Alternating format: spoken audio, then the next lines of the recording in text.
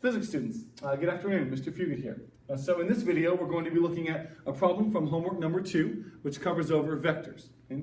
So what we're going to be doing here is we're going to be picking up from the first part of our problem, which was problem number 7. So if you haven't watched that video or solved that problem yet, I would encourage you stop now, go through, solve the first part, because we are going to be referencing some of the values from the first part here in the second part. So again, if you haven't watched the first part or solved problem number 7, which is the first part of this 2-part problem, stop where you are, go back and solve that so that you understand where this y component, this y value is coming from, because it's not going to show up in your problem statement.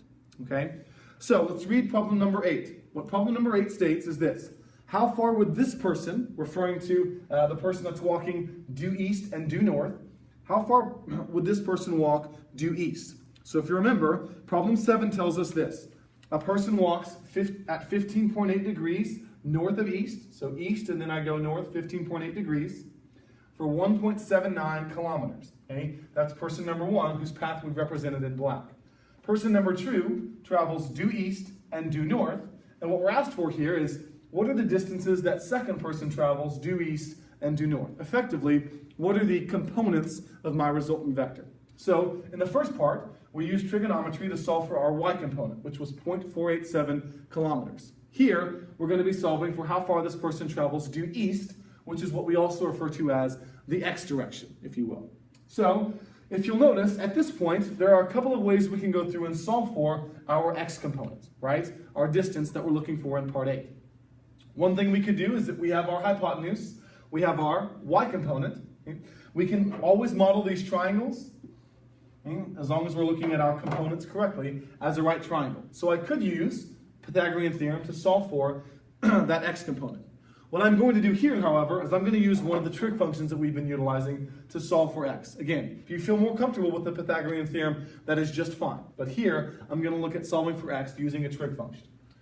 So if I remember my acronym, so, ka, toa, here, I have my hypotenuse. I also have the y component of my triangle, which is the opposite side. I'm looking for the adjacent. So here, I need the adjacent, and I have both my opposite and hypotenuse. So I could,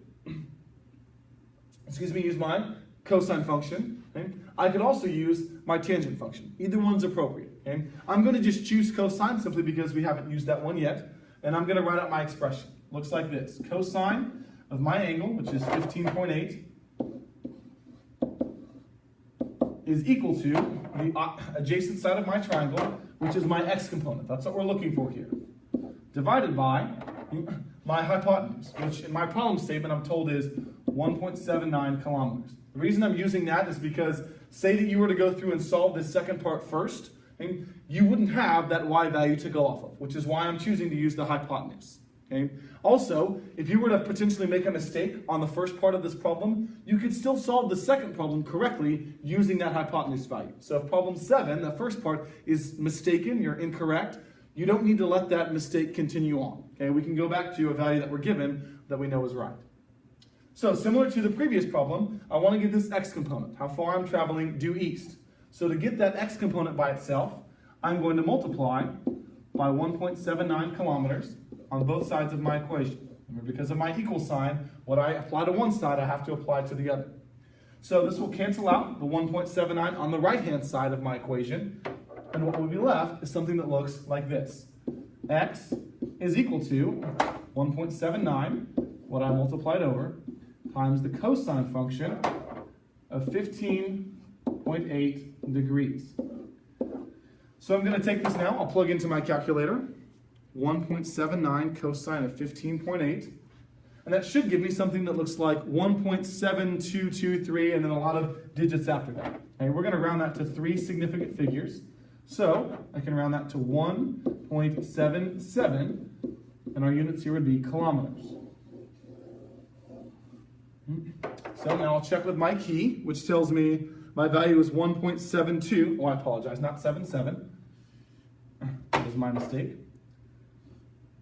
1.72 kilometers, which is exactly what my key tells me it is. So really here, don't allow the setup of the problem to confuse you too much. All we're told is that one person walks at an angle for a certain distance, and another person walks, and due east, and then due north. Really all we're doing here is finding the components. It's something that we've done all throughout this unit. And you don't overcomplicate it simply because the wording and phrasing might look a little bit different. Okay? As always, if you have questions, don't hesitate to contact me. And remember, your values are going to be different. Your answer will not be 1.72, okay? But the process that you'll see will be the same.